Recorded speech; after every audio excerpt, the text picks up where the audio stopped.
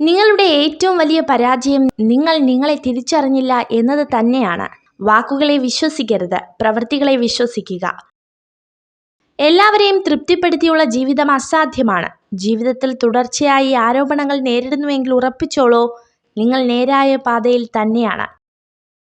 കണ്ട സ്വപ്നവും ജീവിതവും തമ്മിൽ വല്ലാത്തൊരു അകലമാണ്, ഭൂമിയും ആകാശവും പോലെ. നഷ്ടങ്ങളിലേക്കല്ല, ഇഷ്ടങ്ങളിലേക്കാണ് നാം നമ്മെ നയിക്കേണ്ടത്. തൻ്റെ ലക്ഷ്യം തീരുമാനിക്കാൻ കഴിയാത്ത ഒരാൾക്ക് വിജയിക്കാൻ കഴിയില്ല. യുവത്വത്തിന്റെ വീക്ഷണകോണിൽ ജീവിതം ഒരു അനന്തമായ ഭാവിയാണ്. എന്നാൽ വാർദ്ധക്യത്തിന്റെ വീക്ഷണകോണിൽ അത് വളരെ ചെറിയൊരു ഭൂതകാലമാണ്. എത്രമാത്രം അടുത്ത ബന്ധമോ സൗഹൃദമോ ആവട്ടെ, പരിധിയിൽ കൂടുതലായി ആരെയും ആശ്രയിക്കാതിരിക്കുക. എന്തെന്നാൽ നൽകുന്നവർ അതിൻ്റെ കണക്കുകൾ സൂക്ഷിക്കുന്നുണ്ടെന്ന് മറക്കാതിരിക്കുക. മിതമായ ആഗ്രഹങ്ങളാണ് ഹിതമായ ബന്ധങ്ങളെ നൽകാൻ കഴിയുന്നത്. ചില വേദനകൾ അങ്ങനെയാണ്.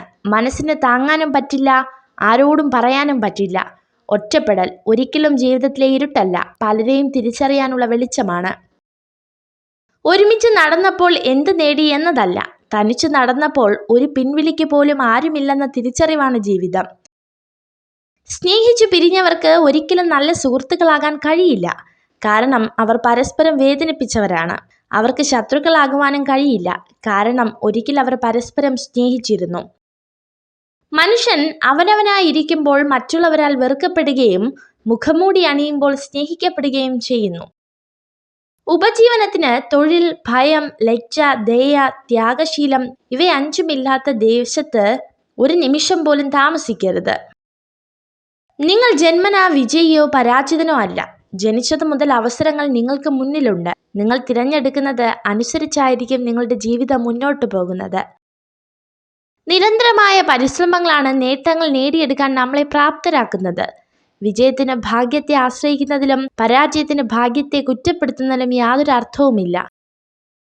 ജീവിതം എന്നാൽ ഒരു തുറന്ന പുസ്തകമാണ്. വായനക്കാരുടെ മനസ്സിലാക്കൽ പോലെയിരിക്കും ആ പുസ്തകത്തിന്റെ സാരാംശം. ബുദ്ധിമാനായ ഒരു വ്യക്തി ഒരിക്കലും സ്ത്രീയോട് വെളിപ്പെടുത്താത്ത 2 കാര്യങ്ങൾ: 1 തൻ്റെ ഭൂതകാലം, 2 ബാങ്ക് ബാലൻസ്.